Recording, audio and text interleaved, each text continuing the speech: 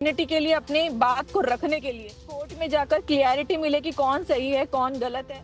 रोहिणी दावी को लेकर कुछ कहना चाहेंगे लगातार? हाँ, ये बहुत इम्पोर्टेंट है आप लोगों के लिए। मैं आपको इस पे इतना ही कहूँगा, ये एक महिला के सम्मान से जुड़ा विषय है। तो मैं, क्योंकि मेरे परिवार ने संस्कार दिए कि मैं इस पे महिला सम्मान के प्रति बड़ा सजग हूँ, तो मैं जो भी अपनी बात है, क्योंकि मुझे पता लगा कोर्ट जा रही है, मैं कोर्ट में कहूँ। रोहिणी घावरी के आरोपों पर टूटी चंद्रशेखर की चुप्पी। अब आर या पार को तैयार चंद्रशेखर, अब सीधा कोर्ट में जाएगा ये मामला। भीम आर्मी चीफ चंद्रशेखर आजाद पर पीएचडी स्कॉलर रोहिणी घावरी ने बड़े आरोप लगाए। सिर्फ सोशल मीडिया ही नहीं बल्कि न्यूज चैनल्स पर भी ये दावा किया कि वो चंद्रशेखर आजाद के साथ रिलेशनशिप में थी और चंद्रशेखर ने उनसे अपने शादीशुदा होने की बात छिपाई। रोहिणी का यह दावा है कि चंद्रशेखर ने उन्हें धोखा दिया और तो और तक के साथ खास बातचीत में रोहिणी घावरी ने ये तक कह दिया था कि वो इस मामले को लेकर कानून के दरवाजे तक जाएंगी। वो इसके लिए तैयारी भी कर चुकी हैं।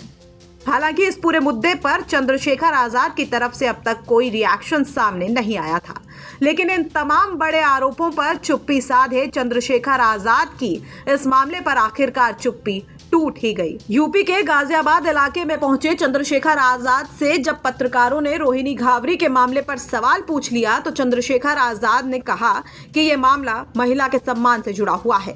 मेरे संस्कारों में है कि महिला के सम्मान के प्रति सजग रहूं। मुझे पता चला है कि वो कोर्ट जा रही हैं, तो मैं कोर्ट में ही इसका जवाब दूंगा। रोहिणी दावी को लेकर कुछ कहना चाहेंगे लगातार?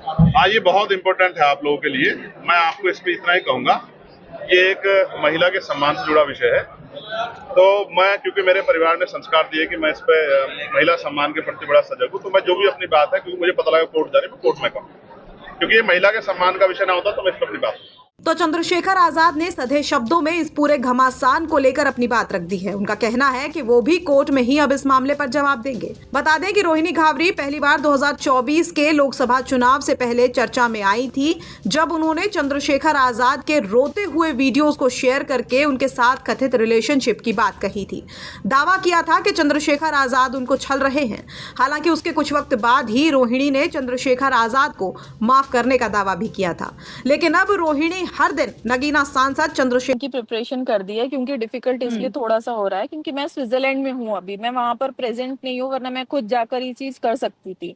लेकिन उसकी एक प्रॉपर प्रिपरेशन, डॉक्यूमेंटेशन हो रहा है और उसके ऊपर, और उसकी भी नौबत इसीलिए आ रही है कि जब मैं चाहती थी कि सोशली इसकी थिंकिंग हो, लेकिन अब समझ में आ रहा है कि देश का कानून क्या रोल प्ले करता है। क्योंकि सोसाइटी को आप अपनी बात एक्सप्लेन कर ही नहीं सकते, उनके थॉट प्रोसेस पे आप सवाल जवाब कर ही नहीं सकते हो, तो आपको कानून की मदद लेनी पड़ेगी अपने आप की डिग्निटी के लिए, अपनी बात को रखने के लिए। तो कानून